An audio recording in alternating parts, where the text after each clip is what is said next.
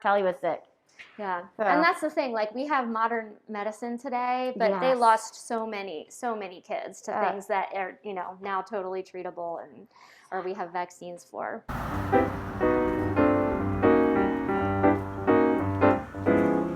So this is our combination bathroom and laundry room.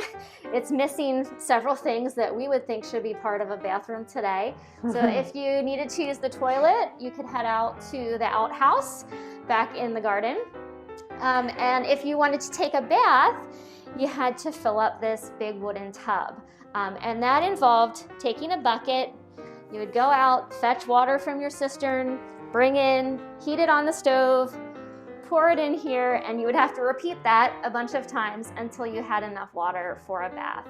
And because it was so much work, they only took baths usually once a week on a Saturday night so that they would be clean for church. And there was a definite pecking order. Dad got to go first, and then mom, and then the children in order of age. So the oldest down to the baby, and that's where don't throw the baby out with the bathwater comes from, because at that point the water would be pretty filthy.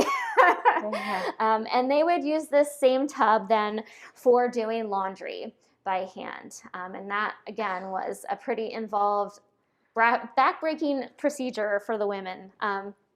Then here is our kitchen. So here we have some different utensils and things they would use to prepare the food. This is a dough box where they would use that to let the bread dough rise. They would bake.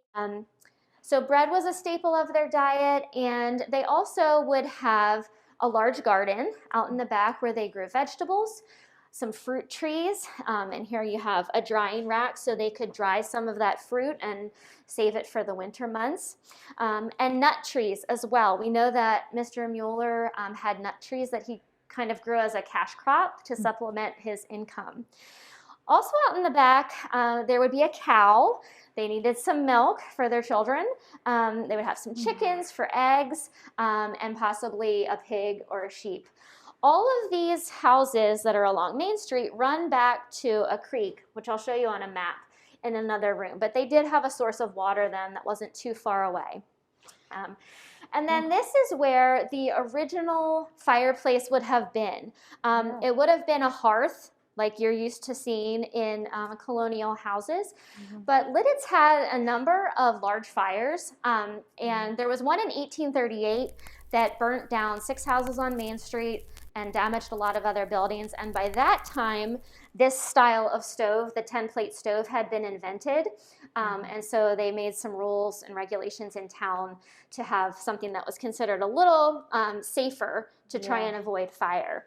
But it's a 10-plate stove because it can come apart into 10 pieces for transportation if you needed to move it.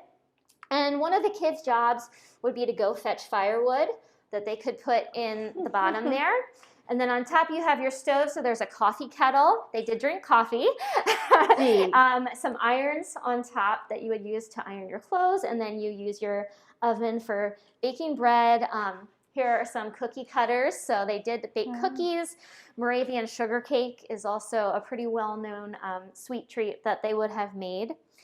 And over on the wall here, this is a coffee or spice grinder. This would not have been in an individual home. This would have been in the community store. So they were very resourceful, and they tried to grow and make everything they could themselves. But certain things like coffee and spices would be imported. And so those things they would go get at the community store. The gun on the wall, that would be a rifle that was only for hunting. Men and boys could go out and hunt some animals for some protein in their diet. But the Moravians were non-combatant or pacifist. They didn't want to, kill anyone in a war effort, and that's why they ended up having the military hospital, because that was a way that they could contribute to the war effort without actually fighting. Nice. Yeah. Now you said the children drank coffee?